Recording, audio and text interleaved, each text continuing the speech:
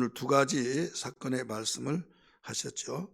하나는 마지막 만찬을 하시는 장면이 22절에서 25절까지 나오고, 또 두 번째는 만찬을 마치시고 감람산으로 가시면서 베드로가 부인할 것을 예언하신 내용이 나옵니다. 오늘 이 말씀을 통해서 우리에게 이 두 가지 사건을 통해서 우리에게 주시는 일용한 양식, 영의 양식을 몇 가지로 비춰보려고 합니다. 첫 번째, 우리는 이 두 사건을 통해서 일용한 양식이 뭐냐? 첫째는 험한 세상 살아갈 때 이길 수 있는 유일한 길은 말씀과 보혈의 능력이다, 이 사실을 가르쳐주고 있어요. 험한 세상을 살아갈 때 이기는 자가 되어야 하는데, 많은 사람들은 아무 문제 없고 아무 탈이 없고 또 편안하고 평탄한 대로의 길만 생각하다가 어려운 일이 닥쳐오면 막 당황을 하죠. 근데 성경은 말하기를 너희는 이기는 자가 되어야 된다, 이런 말씀을 가르쳐줬지 아무 일이 없다라고 한 것을 가르쳐주고 있는 건 아닙니다. 도적이 있는 자는 항상 그 동네에 조심을 해야지, 야, 도둑이 무슨 도둑이야, 사람이 양심이 있지, 남의 것 가져가면 천벌 맞지 하면서 그런 사람 없어, 이렇게 생각을 하고 하다가 도둑 맞으면 당황하지 않겠어요? 그러나 도둑이 있다는 걸 알고 항상 준비하면서 거기에 도둑 맞지 않는 것이 중요하듯이, 그래서 우리는 이 세상을 살아갈 때 우리가 해돋이도 막 연말 연시 될 때 한 해를 마무리하고 새해를 맞이할 때 이렇게 하자, 이런 마음을 갖잖아요. 이건 우리 인간의 모든 본능입니다. 그러나 알아야 할 것이 뭐냐면, 이 세상은 마귀가 존재하고 있기 때문에 아무리 우리가 바라더라도 바라는 대로 되지 않는다. 대신 우리는 성경이 우리에게 주시는 기쁨을 주셨고 평안을 주셨고, 기쁨도 평안도 내가 이 세상에서 주는 기쁨을 주는 것이 아니라 세상에 알지 못하는 내 기쁨을 너에게 주노니, 내 평안을 너에게 주노니, 이렇게 말씀하시죠. 그렇다면 뭐냐면 세상의 기쁨도 있다 이거죠. 예수님을 믿지 않은 사람이 평안이 있고 기쁨이 있고 나 행복하다, 이렇게 말하잖아요. 그런데 그 평안과 그 기쁨이 주님이 말씀하시면 다르다 이거죠. 세상의 기쁨과 평안은 내 일이 잘 될 때, 내 원하는 대로 되어질 때, 소원 성취가 이루어지고 내가 생각한 대로 이 착착착 잘 떨어지면서 그대로 잘 원하는 대로 되어질 때 기쁨이 되고 평안이 되고 행복이 되어지고, 그 다음에 나 오래 살아야 된다 막 하면서 의욕이 차면서 뭐든지 하면 잘 되니까 다 될 것 같고 그게 행복하지 않겠어요? 근데 우리 주님은 전지하신 분이기 때문에 나는 세상에 주지 않고 내가 주는 기쁨, 내가 주는 평안을 가지고 살아야 된다. 세상의 기쁨은 빼앗길지라도 내가 주는 기쁨은 빼앗길 수가 없다, 이거예요. 전천후의 기쁨입니다. 좋은 일이 있을 때는 좋아서 기쁘고 안 좋은 일이 있을 때는, 마음은 인간의 인격적인 존재이기 때문에 그 순간은 안 좋지만은 항상 기뻐하라고 그랬지, 감사라고 그랬지, 평안을 주신다고 말씀하셨지 하면서 하나님이 나와 함께 하시니, 전능자가, 능력 있는 자가 함께 하시니 나에게 그 일도 해결해 나가리라. 나는 할 수 없으나 내게 능력 주신 자 안에서 모든 걸 할 수 있느니라 말씀하신 바와 같이 말씀을 믿고 그 문제를 해결해 나갈 때, 이 해결해 나갈 때 그 해결되어졌음으로써 얻어지는 기쁨, 평안, 행복 차원이 다르죠. 예를 들어서 고요한 파도 하나도 없이 잔잔한 그 바다를 항해할 때 좋다, 이런 느껴지겠죠. 그러나 풍랑이 일어날 때 집채만한 풍랑 속에서, 그 태풍 속에서 죽을 위기가 되잖아요. 그러나 거기에서 이 죽는 자가 있지만은 오직 그 가운데 살아난 자가 있다 이거죠. 그러면 극과 극이죠. 조용하고 고요한 바다가 다시 이루어졌어요. 스릴이라는 거 있잖아요. 왜 이런 일이 일어났냐? 근본적인 것은 마귀가 세상에 있기 때문에 그렇고, 그래서 고요하라 잠잠하라, 파도 바람을 고요하고 잠잠케 했잖아요. 인격체가 아닌데 왜 인격체같이 그 명령을 합니까? 주님은 이것은 영적인 면에서 보시고 가르쳐 주신 것이죠. 우리를 힘들게 하고 우리를 괴롭게 하고 방해하고 있는 것은 하나님이 원치 않은 것이다 이거죠. 그래서 원수와 악한 마귀의 계계하고 있는 것을 아시고 고요하고 잠잠하라 했을 때 저가 누구기에 바람도 풍랑도 고요하고 잠잠하는가 이렇게 말하고 있죠. 그래서 우리 세대와 지금 시대 사람 아이들 우리 여러분들 지금 그 가운데도 이런 세대의 갈등들이 있죠. 고생을 모르고 그냥 배부른 것만 알고 있죠. 근데 우리 세대 같은 경우는 이 보릿고개라는 세대가 있어요. 그때를 생각하면 정말 아무리 어렵더라도 그때를 생각할 때 지금 참 편안하다, 너무 행복하다 이걸 알 수 있어요. 왜? 그때를 비교해 보면. 근데 지금 세대는 우리나라에서 굶어서 죽는 사람 없잖아요. 게을러서 죽는 사람이 있을지라도. 그리고 그 공부하는 것도 얼마든지 안 해서 문제지 하도록 밀어주고 얼마나 좋냐 이거죠. 그런데 아이들을 가르쳐 보면 학원 선생님이 하는 말이 뭐라고 하냐면, 야 너희들 부모님께 감사하라 그랬더니, 왜요? 너희들 학원 공부시키고 막 그러잖아 그랬더니, 부모님이 다 그렇게 하는 거 아니에요? 뭐가 그게 감사해요? 그러더라 이거죠. 놀래버렸대요. 그들은 이 머리에서 다른 아이도 다 그렇게 가르치고 그래서 당연한 걸로 생각하고 감사를 보낸다 이거죠. 왜? 주변에 다 보니까 그런 분위기가 이루어지니까. 세상에서 조용하고 잠잠하고 평안하고 있다고 한다면 평안을 알지 못해요.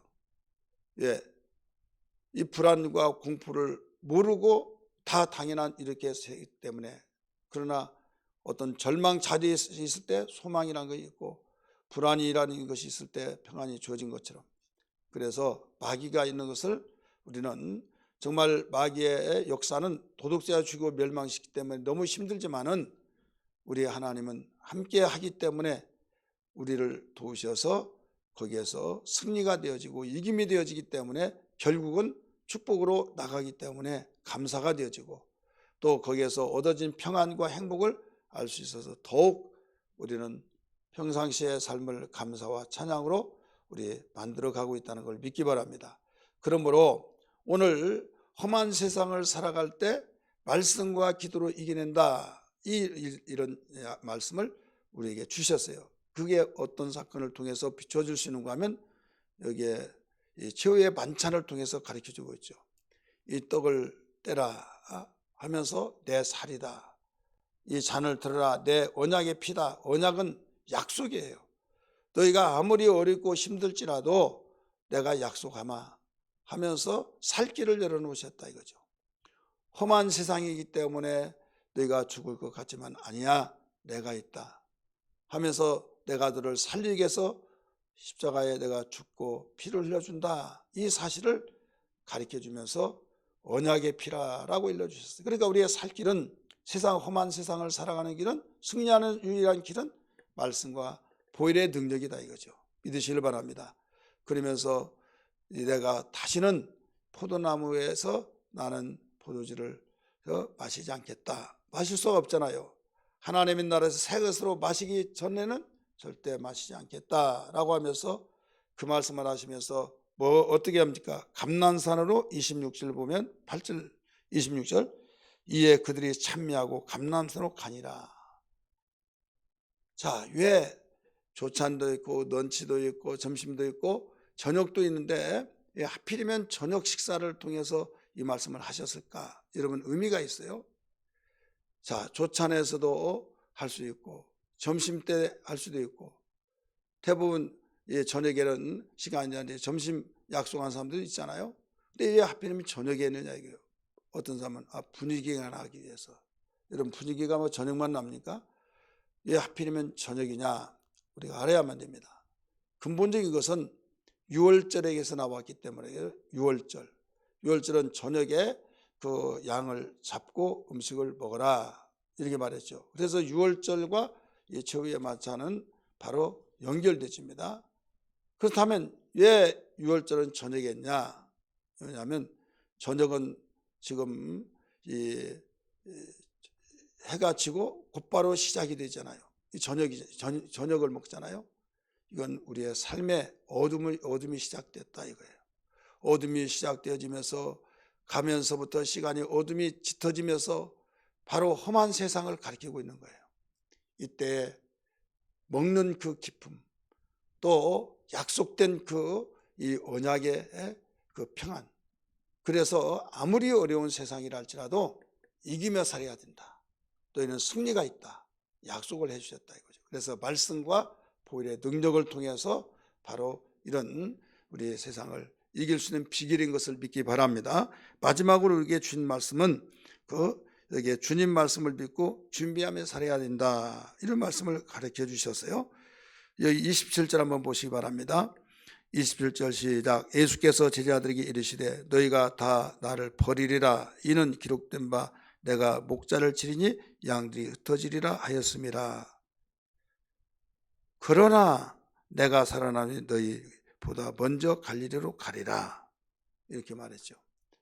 주님이 이제 감람산으로 가시면서 제자들이 이런 이야기를 한 거예요. 너희가 다 나를 버릴 것이다. 그 이유는 목자를 치기 때문에 양들은 자동적으로 흩어진다. 목자가 없이 어떻게 살아갈 수 있느냐. 흩어질 수밖에 없다. 그러면서 주님이 이 말씀을 하실 때 베드로가 절대 저는 버리지 않겠습니다. 다른 사람이 다 버릴지라도 저는 자기는 버리지 않는다는 거예요. 그럴 때 베드로에게 너는 오늘 밤에 닭 2번 울기 전에 3번 나를 부인하리라. 이게 말했죠. 다른 제자에게는 그렇게 말하지 않았어요. 내가 끝까지 따라가겠다고 하니까 다른 제자들도 다 그렇게 말했다. 이런 말을 하죠. 그러나 한 가지 알아야 할 것은 예수님은 왜 좋은 날 기쁨으로 감람산 가시면서 이 말씀을 하셨을까? 알아야만 됩니다. 내가 기뻐한다고 해서 기뻐한 것이 아니에요. 내가 좋은 생각하자고 좋아진 것은 아니다 이거죠. 합당한 좋은 생각, 하나님께서 기뻐하신 생각을 하는데 여러분 아픈 사람에게 좋은 말만 한다고 해서 잠시 그 말씀 듣는 그 말을 듣는 때는 평안이 된다 할지라도 그게 최후의 처방은 아니다 이거죠. 최후의 처방은 사실을 가르쳐줘서 진단하고 처방법을 가르치는 것이 최후의 처방이지 지금 시한부로서 2~3개월뿐이 남지 않았습니다. 그러면 지금 의학이 얼마나 좋습니까? 아무 이상이 없습니다. 평안하세요. 그러면 듣기 좋잖아요. 좋은데 결국은 그 시간에 되면 죽더라 이거죠. 그럴 바에는 바로 진단을 제대로 해서 이렇게 되었습니다. 그런데 이렇게 됩니다 하면서 처방법을 가르쳐주면 그것이 충격은 받지만은 더 낫다 이거죠. 예수님이 지금 기쁨으로 감람산으로 최후의 만찬을 하시고 지금 가는 가운데 목자를 칠 때 너희가 다 흩어지리라 말씀을 하셨어요. 왜 그랬을까? 이것은 예수님이 그냥 내가 모든 걸 다 안다 이걸 과시하기 위해서 말한 것이 아니에요. 예수님도 인격을 가졌기 때문에 이 시간에 말을 해야 할 말, 하지 말아야 할 말을 다 하시고 이 정서를 통해서 보고 말씀하시잖아요.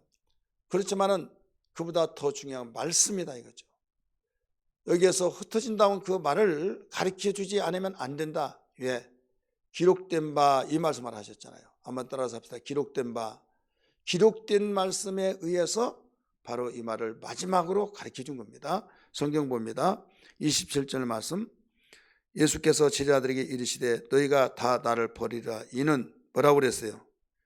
버리라 하면서 나를 버리라 할 때 이는 그 이유는 기록된 바 성경에 이미 기록되어 있다 얘기죠. 내가 목자를 치리니 양들이 흩어지리라 하였습니다. 이 말씀이 있기 때문에 말씀에 기록된 대로 되기 때문에 너희들은 그렇게 되어질 것이다 이렇게 말씀하신 거예요. 그러니까 말씀이 얼마나 중요하냐 그죠.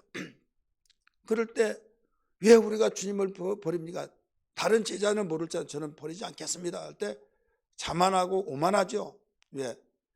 하나님 말씀보다 더 앞서가려고 하면 안 된다 이거죠. 성경에 이미 기록되어 있는데, 기록됐기 때문에 너희가 이렇게 되는데 너는 왜 안 된다고 하냐 하니까 돌이킬 줄 모르고 준비할 것을 모르고 다른 제자를 무시하고, 이게 오만이죠. 그러면서 너는 오늘 밤에, 특별히 베드로에게 지적을 했어요. 너는 오늘 밤에 닭 2번 울기 전에 3번 나를 부인하리라. 마태복음이나 다른 복음서는 닭 울기 전에 3번 부인하라 이렇게만 나와요. 여기는 더 자상하게 닭 2번 울기 전에 3번 나를 부인하리라. 이것은 이미 스가랴서에 나오는 그 13장 7절에 나온 말씀을 예언했던 그 말씀을 일러주신 거예요. 여기서 기록된 바의 말은 스가랴 13장 7절에 있는 말씀을 인용해서 말씀을 하신 겁니다. 그래서 결국은 베드로가 부인해요, 안 해요? 부인하죠. 오늘 여기서 우리가 알아야 할 것이 뭐냐면 오직 우리는 준비하며 살아야 된다. 그래서 오늘 27절에 있는 말씀을 기준해서 제목을 잡은 겁니다. 말씀을 믿고 준비하라. 우리는 말씀을 믿고 준비하며 살지 아니하면 우리는 될 것 같지만 안 된다. 하나님 말씀은 예언성이 있어서 우리에게 미래하시고 가르쳐줘서 좋은 말씀은 더욱 소망이 생기고, 또 우리에게 베드로같이 모든 사람이 나를 버리리라, 흩어지리라 안 좋잖아요. 내가 죽는다 안 좋잖아요. 그래서 죽지 마세요 하니까 사탄아 물러가라 막 이런 지적도 받았죠. 네가 사람의 일로 하나님의 일을 네가 망하게 하는구나. 그래서 말씀은 나에게 때로는 정말 마음속에 힘들게 만든 말씀도 있어요. 그러나 우리는 그건 받아들여야만 됩니다. 왜? 이게 처방이 되기 때문입니다. 약 먹기 싫지만 먹어라 그러면 할 수 없이 살기 위해서는 먹어야 되듯이, 어떤 사람 지금은 그런 거 없지만은 그 사람 뼈 가루를 먹어야 산다, 어떤 풍문을 듣고 그랬나 모르겠지만은, 그래서 사람 뼈를 어떻게 구할 수 있습니까? 장의사 낙골당 하는 그 관계된 사람끼리 서로 연락해 가지고 부시고 그런 분한테 그것을 구해 가지고 그걸 먹더라 이거죠. 한번 생각해 보면 그 먹는다고 하는 거, 약이 효과가 있든 없든 그거 떠나서 얼마나 정말 먹어야 할 것이냐 이거죠. 어떤 분은 옛날에 허리 아프고 그러면 똥물을 먹여야 된다 해가지고, 나는 집사님은 그 하도 남편이 그러니까 옛날에 그런 말이 있거든요. 똥물을 먹여야 잘 붙는다. 얼마나 그 똥물이 오염되어 있습니까? 생각하기더라도 오바이트 나오려고 하는데, 근데 그걸 갖다 먹었다 이거죠. 살기 위해서. 그 말을 믿고 무지해서 그랬죠. 그러니까 그만큼 살기 위해서 안 좋은 것이라도 먹어야 하는데, 하나님의 말씀은 생명이 되잖아요. 그 말씀을 우리는 순종하고 지켜야 된다. 그래서 말씀을 가지고 우리의 기도하면서 주님이 말씀 이렇게 하시는데 이 말씀을 정말 나에게는 부담이 되고 힘이 듭니다. 그러나 이 말씀대로 살게 해주세요. 말씀과 기도로 우리가 준비하면 승리가 될 줄 믿습니다. 할렐루야.